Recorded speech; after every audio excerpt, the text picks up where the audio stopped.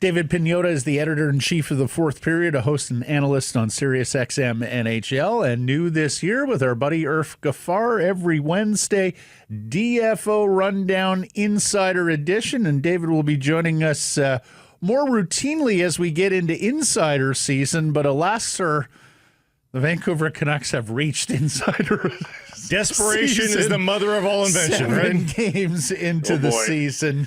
David, I'm sure you've been asked a lot about the Canucks this week. What are you hearing on them? Yeah, I mean, definitely unfortunate as the infirmary is growing and growing with patients. They had hoped that Philip Hedl was going to be a guy that was going to be to step in at that center position at the number 2. I had a chance to talk with him before the season started and in Milan during the media tour, the player media tour, and he was, pretty excited for the opportunity to kind of solidify his position at that role. Had a good relationship, or still does, with Adam Foote, the head coach, and was really excited to just have a good season and really claim that spot. Unfortunately, he, along with others, banged up in the early going, and it's led to, some teams reaching out and the Canucks exploring the market to see what options may be available to them. It's early, and typically teams, try. We know that U.S. Thanksgiving is the marker, right? A lot of teams have an understanding of where they're at, but two different things here. One, they've got holes. They've got early holes because of the injuries. And two, a lot of teams appear to be a little bit more willing, at the very least, to have more serious conversations early because they've got more cap flexibility to play with, as opposed to previous years. And I think that's going to be a trend that we're going to start to see moving forward in future years as well as the cap goes up. Also, a few teams that are just really bad to start the season as well. Yeah. Does that force the issue as well? To a certain extent. I mean, nobody obviously wants to do a panic move by any stretch, but when Tampa's got one win, when Calgary's in the boat that they're in, the Boston Bruins were looking good out of the gate. Now they've lost 5 straight. Excuse me. There are teams that, again, they don't want to panic. They don't want to rush anything, but are the conversations starting a little bit sooner for some clubs than they anticipated? It seems like it. Outside of Tampa, I think Tampa's just comfortable with what they've got enough that they're going, okay, we're hitting our slump right out of the gate. Let's get this over with and let's get back on track because we have the pieces to do that. Yeah. And the experience, I think they're going to be okay, and they certainly believe it. But other teams either are initiating conversations or the vultures are starting to fly over, at least catch a scent and go, let's see what might work out of this team or that team. Well, it's funny, David, because the other day I was sitting on my patio here in Vancouver and I saw a mass migration of vultures flying eastward, destination southern Alberta, where the Flames are 1-6-1. The young goaltender there a little frustrated after another loss last night. We know that Calgary is trading Rasmus Andersson at some point this season and is building towards a brighter future in their new rink. How motivated, how quickly could things come tearing down, if there's any plans to tear down in Calgary? Yeah, that they're in an interesting boat because I don't want to say they overachieved last season, even though they missed the playoffs. But they did better than people anticipated, and some players on that team performed better than anticipated as well. And a lot of things went right for them. Not everything, but a lot of things went right for them. So to replicate that this season, plus have some of the younger guys step up even further, might have been a little bit too much to ask. Now, Rasmus Andersson, as you said, he's going to get moved at some point. My understanding is his preference is still Vegas and Dallas, in terms of at least the ability to sign an extension as part of a move. But I am curious, the longer this goes, if he starts to broaden his options a little bit and would consider, alternative markets. For something to happen sooner, it's probably not happening with Vegas or Dallas right now, as both teams need to see how the season plays out before, dipping into additional cap flexibility and LTIR space and all that fun stuff. But the Flames have players that teams would like to get their hands on. I mean, obviously Anderson's one of them. Nazem Kadri's another. Blake Coleman's another. Veteran pieces that have that jam in their game. And yes, they have no trade protection, so it does complicate things to a certain degree. But, with what Kadri brings, what Coleman brings, along with a cup ring for him. That and Kadri as well with Colorado. These are guys that are going to be attractive pieces to contenders that are looking to beef up. But I think it might be later in the season versus now. On Kadri, David, do you know, because he's got the full no move right now, but it goes down to a 13-team no-trade list, meaning he would not control the process beyond this season. Do you know if there's any earnestness on his part to try and get to a place where he would control this year via the no move? Yeah, I think, right now I think it's a little early, for him to start, having serious consideration in that regard. Look, he's as competitive as anyone. He wants to win. He's tasted it before. He wants to taste it again.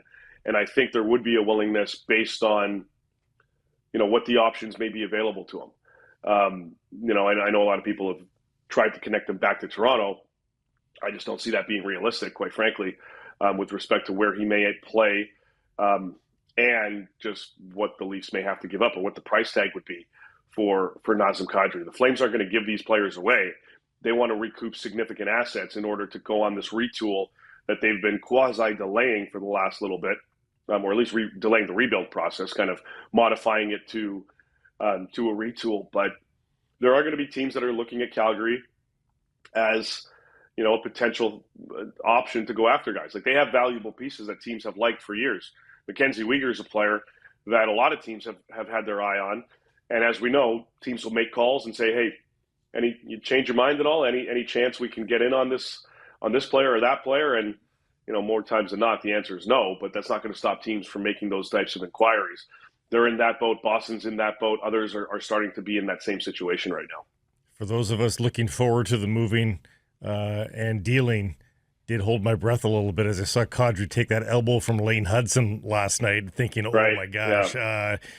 But seemed to shrug it off. Well, that's one of the things that Calgary's got to calculate. Right. That happens, and it's off the table. Player suddenly has less value. Let's talk about Boston, because it could be two for there. Not that the Canucks would get two, but two possible availabilities. And they're a funny study because there's a standard there. The Bruins have established themselves as one of the have teams, of course, over the better part of 2 decades here. They don't want to cave too early, but teams like the Rangers, they've written the letters and told their fans, hey, we're rebuilding, get ready for hardship. And so there is precedent to a market like that going through a demonstrated rebuild. But when do they pull the chute? Because they've got a couple of pieces there. Yeah, well, the Canadians went through that as well in Montreal, and they actually followed through with their rebuild. The Rangers got the first overall pick and then said, all right, let's just keep going. Let's build off that. And it didn't really work. For Boston, Boston's interesting. Casey Middlestat is out there, names out there again. Pavel Zacha was a player that they explored and took calls on last season. From the Canucks perspective, those are two guys that I would imagine would appeal. Zacha's having a great start to the year, 8 points in 8 games. The Bruins started out great, 3 in a row, and now they've got 5 in a row on the other side and are starting to dip. I kind of had them at the bottom of the Eastern Conference before the puck drop on the season. So we'll see kind of how they maintain this pace of play. But these are two guys, Middlestat doesn't have any no trade protection right now. That kicks in July. And he's got 2 years left on his contract this season and next. Zacha, I think, has 2 or 3, but he does possess an 18 no trade list. So, for Boston exploring, there's a little bit of say from the player's perspective. But I think from Vancouver's side of things, if they are looking at that, you're looking at a player either or that are in that $5 to $6 million range. Like Zacha's at 4.75, Middlestat's at 5.75. I know they've been linked to other players that have, similar type of numbers in terms of AAV. Alex Wennberg in San Jose, $5 million cap hit in the final year of his deal. There are players that they're exploring on, and I would imagine, that Boston is a club that Alvin and Rutherford are going to at least poke on to see what the price tag would be for either of those players. Middlestat a little more versatile, can play the wing in addition to center, but at the same time, with how the Bruins are trying to bulk up their top 6, think that's more of the reason why Middlestats on the wing versus keeping him at the center position, which is obviously what he's been for the bulk of his career so far, early career. You mentioned Wennberg, San Jose, the only winless team in the NHL. Is Alexander Wennberg available right now, David? The short answer is yes, and the Canucks have poked around on that just to see what the availability is like. But at the same time, also being cognizant of the dollars. He's got 3 points on the season. It's early. He's, another player that was looking forward to the start of the season to bulk up some numbers, himself, selfishly in a good way. And then potentially get moved later on. I think, San Jose would pull the trigger on something now, I believe, but I don't think a team is going to give up a bit of a premium for, a player like him, even at the center position. We'll see kind of how the season moves along. I think it's premature, unless they overpay and, it changes San Jose's mind. But I just don't see that being in the cards. As I said, they have poked. But I think it's more of a due diligence process right now for a player like and Alex Wennberg, who, his offensive numbers have dipped a little bit, and he was hoping coming into the season, a little bit more of an opportunity. Maybe I can beef up those numbers. Again, it's still early for him, and I think San Jose is also kind of hoping / banking on the fact that he does beef up those numbers, because that just means a better return for them later on in the season, closer to the deadline. Kadri's got the best resume of the theoretically available centers, but when you factor in age and commitment via contract length and all that sort of, is Zacha really the best option that is reasonably available right now, or do you see somebody else as well? No, I like him. I do. I like what he can bring, and I like the contract.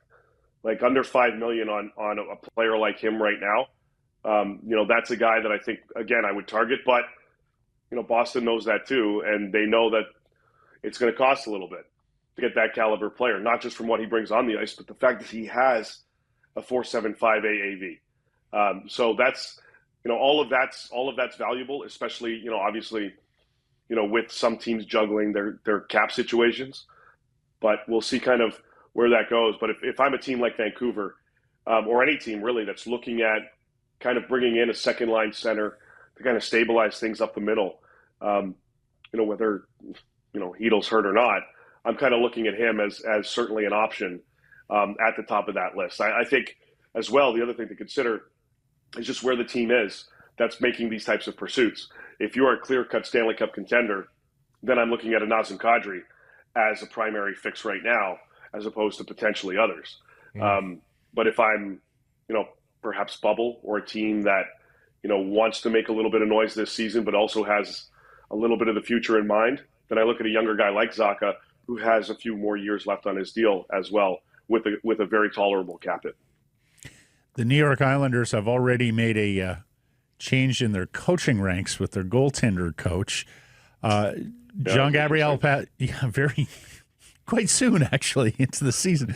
Yeah. Jean-Gabriel Pagnotta is in the final year of his deal. He does have a modified no-trade clause, half the league he can reject a trade to. You tell me about his availability and the motivation there on the Islanders' part. Excuse me. I don't think they're overly motivated just yet. I think they'll listen. I think Matthew Darche, the new GM there on the island, is going to listen.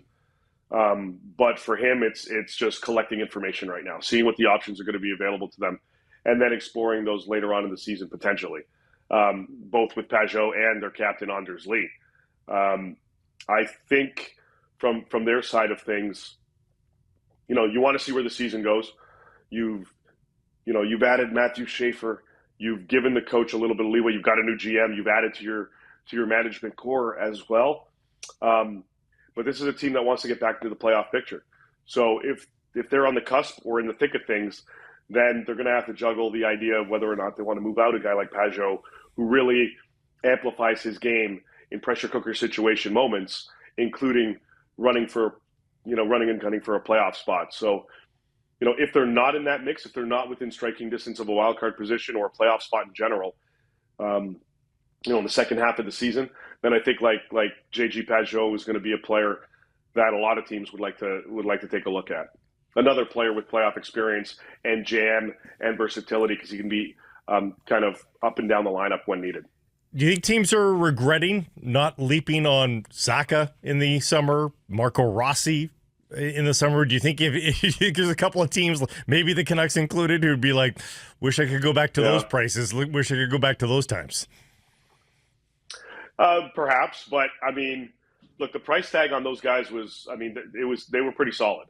There's a reason why Minnesota didn't want to move Rossi, at the time and set a very high price tag for them to even consider going in that direction. I think Boston was similar. Boston's interesting to me because they're the ones that are, we talked about it earlier, you guys mentioned, like they're the ones flirting with this retool rebuild business. And I think a lot of what, again, I had them at the bottom of the standings at the start of the season. I think that's probably where they're going to continue to trend. I don't expect them losing 5 in a row consistently, but I think that's kind of where they're going to end up being with that group. I just don't think they're deep enough, especially up front. But the pieces that they do have are valuable to others, and that's why Don Sweeney, the GM in Boston, has set a pretty high price because Zacha was very much available last season. Teams looked at him ahead of the trade deadline. They looked at him again in the offseason in the summer when the free agent pool dried up, and then everybody forgot how to use a cell phone and call each other over the summer, so we had no activity. The offer has to convince them of the rebuild, right? The offer has to say, Boston, I think you're ready. I think you're ready. Here's right. the plate. Yeah. It's definitely a factor. Yeah, no question. One team that everybody expected a rebuild from is the Pittsburgh Penguins. We saw them Tuesday. They looked pretty good. They're 5-2. They've won 3 in a row with their cast of ancient characters. Does anything change for Kyle Dubas and the Penguins with the hot start? And do you still anticipate Evgeny Malkin is going to be available in the final year of his deal at some point this year? I think depending how the season goes, I mean, if they remain in the thick of the playoff picture, the halfway point, then I think, Dubas will do what he feels is the right thing to do and give his team a chance. At least keep it together, for the most part. Now, I don't necessarily anticipate them maintaining this pace of play. And, we definitely know that still the Rakels, the Rusts, the Acharis, the Erik Karlssons, the other pieces that they've got, the Hayes, et cetera, that they've got on this team, especially the guys on expiring deals, they're willing to move them. More obviously than the Genos and the Sids and whatnot. If they're fluttering, then I think those conversations begin to escalate. Look, from my understanding, I know that Pittsburgh basically has an idea which teams right now would like to get their hands on some of their assets. That includes Rust and Raquel and so on. They're going to hold off. I think they've relayed what the price tag is going to be for these players, especially with Rust and Raquel. Both have 3 years left on their deal. Rust doesn't have any no-trade protection anymore. That's gone. Raquel has, I think it's a 15-team list, 10 or 15-team list. It's an 8-team list, David. It's 8 teams at this stage now for Raquel. Yep. Mm-hmm. Okay. So there's a little bit of protection there from the player's side of things, but it does make things a little bit easier to navigate, moving forward, at least from Dubas's perspective. So, these are players that right now they're playing together on a line with Sidney Crosby, good guy to have. Bulk those numbers, beef them up a little bit, and try to get some solid assets back. You're talking about a top-tier prospect, a first-round pick, and an additional asset. That might be on the low end, depending on the time of year, for either Raquel or Rust.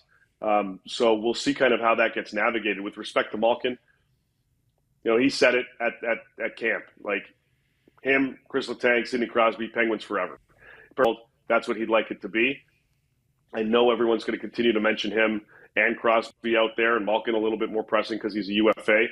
And also said that he doesn't know what the future holds, whether this is his last season or not, but he'd like to keep it going. So, interesting times right now for Pittsburgh, because I think a lot of people expected them to be in that, 1 win, maybe 2 wins kind of category at this point in the season, three weeks in, and they've surprised. But, maybe give it time, because Boston looked great too, and back down to reality. It's probably not what Kyle Dubas wants. He plenty probably, left. He to probably flesh. wants a clearinghouse. Well, careful what you wish for, too. Lots to flesh out here, and we will do so as the season progresses here. You can follow David's work at The Fourth Period on X, and, of course, DFO Rundown Insider Edition every Wednesday here on the Nation Network with David and Irf Ghaffar. We'll be following along with that soon, and we'll be catching up with you weekly. Sometime next month. We'll get going sometime next month. Appreciate this, Thanks, David. David. Have a great weekend. You got it. Later, boys. You too.